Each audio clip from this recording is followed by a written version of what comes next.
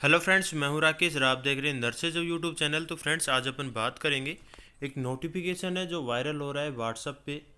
उस नोटिफिकेशन के बारे में अपन बात करेंगे इस वीडियो के अंदर। कहाँ से आया ये नोटिफिकेशन और क्या है उस नोटिफिकेशन का अर्थ।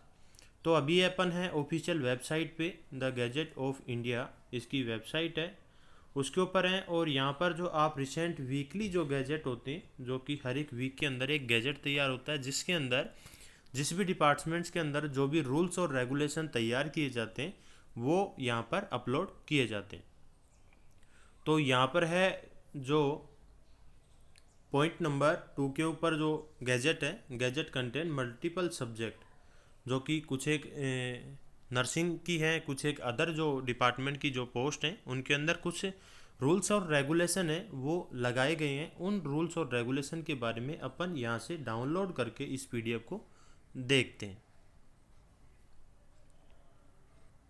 तो हमने जो ये नोटिफिकेशन है ओपन कर लिया है। ये है वीकली, जो कि अभी अपन ने ऑफिशियल वेबसाइट के ऊपर भी देखा था। अभी अपन इसका हिंदी वर्जन है, अपन इंग्लिश वर्जन को ओपन कर लेते हैं। दोनों लैंग्वेज के अंदर आता है ये नोटिफिकेशन। अगर आप चाहें तो इंग्लिश में भी देख सकते हैं, अगर आप चाहें तो हिंदी में भी देख सकते हैं। यहाँ से इंग्लिश का स्टार्ट हो गया है। तो सबसे पहले ये जो नोटिफिकेशन है ये कोई वैकेंसी नहीं है, ये ओनली जो रूल्स और रेगुलेशन इस वैकेंसी के अंदर फॉलो किए गए हैं उसको गवर्नमेंट ऑफ इंडिया ने अप्रूवल दे दिया है। उसके ऊपर ये जो गैजेट्स है जो कि हर एक वीकली जो ऑफिशियल वेबसाइट के ऊपर डाले जाते हैं, जैसे जो भी कोई डिपार्टमेंट होता है उसके अंदर जो भी कोई रूल्स और रेगुलेशन अगर फॉलो करवाना है तो गवर्नमेंट ऑफ इंडिया से परमिशन लेनी होती है। अगर वो परमिशन मिल जाती है तो उसके बाद में फिर वो रूल्स और रेगुलेशन है उसी चीज़ के अंदर फॉलोअप किए जाते हैं।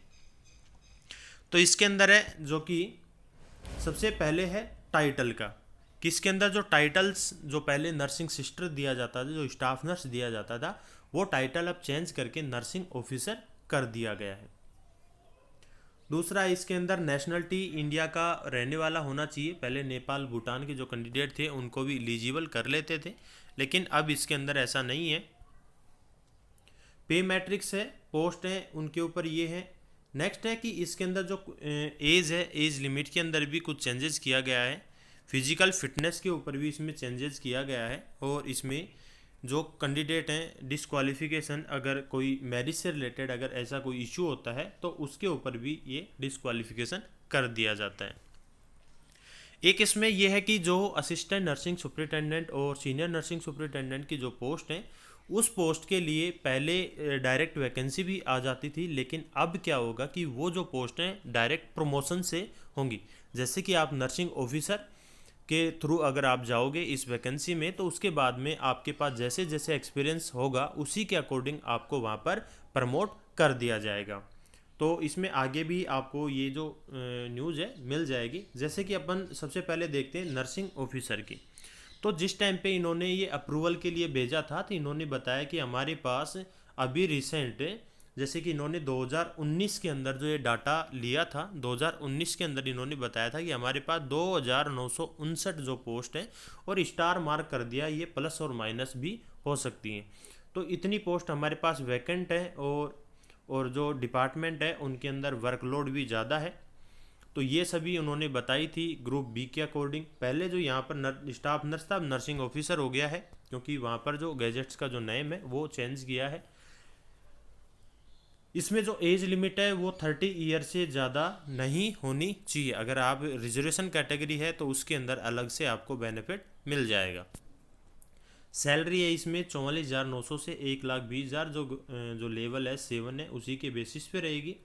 अब इसमें क्वालिफिकेशन है, इसमें जो चेंजेस किया गया है ये है कि बीएससी नर्सिंग और पोस्ट बीएससी नर्सिंग कैंडिडेट हैं वो एलिजिबल रहेगा। किसी भी स्टेट का आपके पास रजिस्ट्रेशन होना कंपलसरी है। बहुत से कैंडिडेट हैं उनका ये डाउट होता है कि सर मैंने अभी लास्ट ईयर का एग्ज़ाम दिया है, 4th ईयर का एग्ज़ाम दिया है, क्या मैं एलिजिबल हूँ?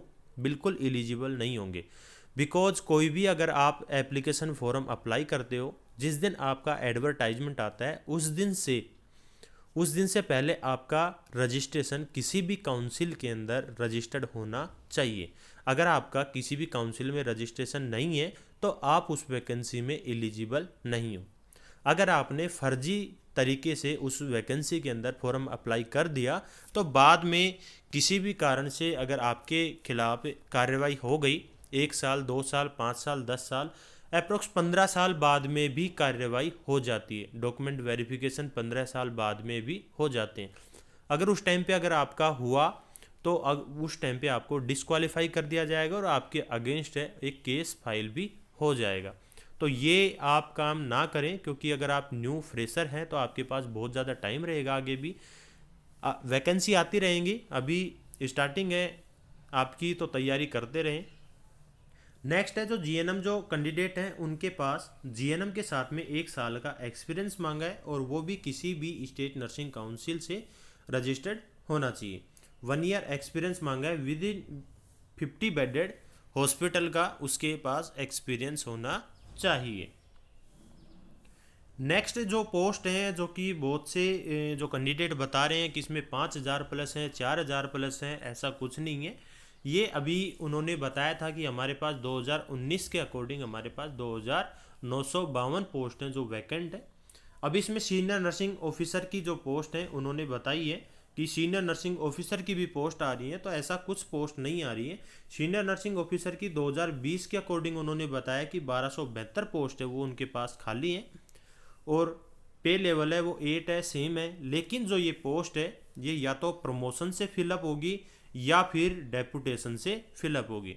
तो जो कैंडिडेट है जैसे कि इन सर्विस के लिए लीव ले लेता है 1 साल 2 साल के लिए, तो उसकी पोस्ट के लिए डेपुटेशन से वहाँ पर फिलअप कर देंगे।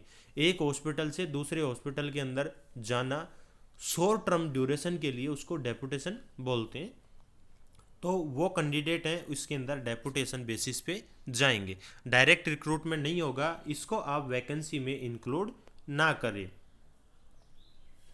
नेक्स्ट आता है इसके अंदर जो कि है senior nursing assistant nursing officer, point 3 है।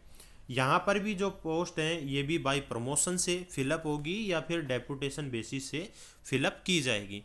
तो जितनी भी नंबर 1 है जो नर्सिंग ऑफिसर की पोस्ट है वो डायरेक्ट होगी, बाकी जो पोस्ट है वो बाय प्रमोशन से ही फिलअप की जाएंगी। अभी इसमें आपका एक जो डाउट है वो क्लियर कर देते हैं। ये तो बाकी अदर जो थी सीनियर टेक्निकल असिस्टेंट ईसीजी की, इनका अलग से हो गया। अब इसमें जो बात करें अपन कि ये जो पोस्ट हैं इनका एक ही एग्ज़ाम होगा या फिर अलग अलग एग्ज़ाम होगा। अब ये जो पोस्ट है जैसे कि इसमें जो टोटल जो पोस्ट दिखाई गई है 2959 जो पोस्ट दिखाई गई है 2959 जो पोस्ट है ये अलग अलग रीजन के अकॉर्डिंग होगी। जैसे कि ईएसआईसी राजस्थान के अंदर जैसे अजमेर है इसका जो मेन हेड ऑफिस, तो वहाँ के लिए एक सेपरेट होगा। ईएसआईसी कानपुर हो गया, ईएसआईसी जैसे पटना हो गया, ईएसआईसी दिल्ली हो गया, ईएसआईसी चंडीगढ़ हो गया। तो इनका सेपरेट जो रीजन है उसके अकॉर्डिंग ये वैकेंसी आती है। तो इसमें आप किसी भी एक रीजन से अप्लाई कर पाओगे। जैसे कि टोटल जो अपने 29 स्टेट हैं उसको अगर इसमें अपर वो करें, इसको डिवाइडेशन करें तो अप्रोक्स जो 100 पोस्ट है वो एवरी रीजन के लिए हिस्से में आती हैं।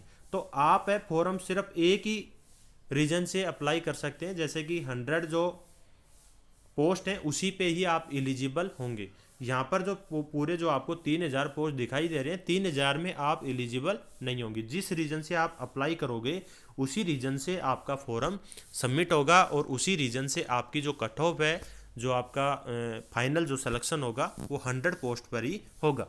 अब 100 पोस्ट हो गई। अब इसमें भी डिवाइडेशन जैसे कि जनरल कैटेगरी हो गई 50 पोस्ट, ओबीसी कैटेगरी हो गई 30 पोस्ट, एससी एससी हो गई जैसे कि 20 और 10 पोस्ट, और अदर जो कैटेगरी इसी में डिवाइडेशन हो जाएगा। तो आप जैसे कि एसटी कैटेगरी के हो तो आपके पास 10 पोस्ट या 20 पोस्ट रहेंगी। जनरल कैटेगरी है तो आपके पास 50 पोस्ट इसमें एलिजिबल हो पाएंगे। तो ये होगा वैकेंसी का शेड्यूल। और अब इसमें आप एग्ज़ाम पैटर्न की बात करें तो एग्ज़ाम पैटर्न जो पिछला था उसमें जैसे कि 100 क्वेश्चन आते थे और जो 20 जो क्वेश्चन होते थे वो अदर देन नर्सिंग के होते थे, जिसमें कि जर्नल, जीके, जीएस हो गया। अभी रिसेंटली जो एग्ज़ाम हुआ था पिछले टाइम पे, तो उसमें मिग 21 जो कि अभिनंदन ने जो वो किया था पाकिस्तान पे सर्जिकल स्ट्राइक, उसी के ऊपर कल एग्ज़ाम है और आज सर्जिकल स्ट्राइक हुई थी, तो उसी का भी एक एग्ज़ाम में क्वेश्चन आ गया था। तो ऐसे जो करंट अफेयर हैं वो भी आती हैं इस एग्ज़ाम के अंदर। आई होप कि मैंने आपके सभी डाउट है वो क्लियर कर दिए हैं। फिर भी अगर आपके कोई डाउट हो तो आप कमेंट करके बता सकते हैं। और दूसरी बात कि बहुत से कैंडिडेट हैं उनका ये भी डाउट है कि इसमें कौन सी बुक पढ़नी चाहिए। तो सबसे मेन बात है कि सेल्फ स्टडी आपके लिए बहुत ही बेहतर रहेगी, सेल्फ स्टडी आपको करनी चाहिए, बाकी आपको किसी भी चक्कर में नहीं पढ़ना चाहिए। सेल्फ स्टडी करनी है, कोई भी एक बुक सेलेक्ट कर लेनी है। और ESIC का जो पैटर्न होता है वो ज़्यादा टिपिकल नहीं होता है, बिल्कुल सिंपल लैंग्वेज, सिंपल जो वन लाइनर, जो आप क्वेश्चन की बात करें तो वन लाइनर टाइप के जो क्वेश्चन है ESIC के अंदर आते हैं। प्रीवियस अगर आप एग्ज़ाम पेपर की भी अगर बात करेंगे तो प्रीवियस एग्ज़ाम पेपर में भी वन लाइनर टाइप के क्वेश्चन ही आए थे। तो उसी बेसिस पे अगर आप तैयारी करें तो कोई भी लोकल बुक है उसको आप परचेज़ कर लें और उसी के ऊपर आप फोकस करके रखें, बाकी किसी भी चक्कर में ना पड़े। और कंटिन्यू आपकी जो स्टडी है उसको रेगुलर रखें। आई होप कि आपको ये वीडियो पसंद आया होगा। वीडियो पसंद आया तो यार लाइक और शेयर ज़रूर कर दीजिएगा, और चैनल पे अभी तक नए हो तो चैनल को सब्सक्राइब कर लेना। थैंक यू फ्रेंड्स, मिलते हैं नए वीडियो में नए टॉपिक के साथ। Thank you.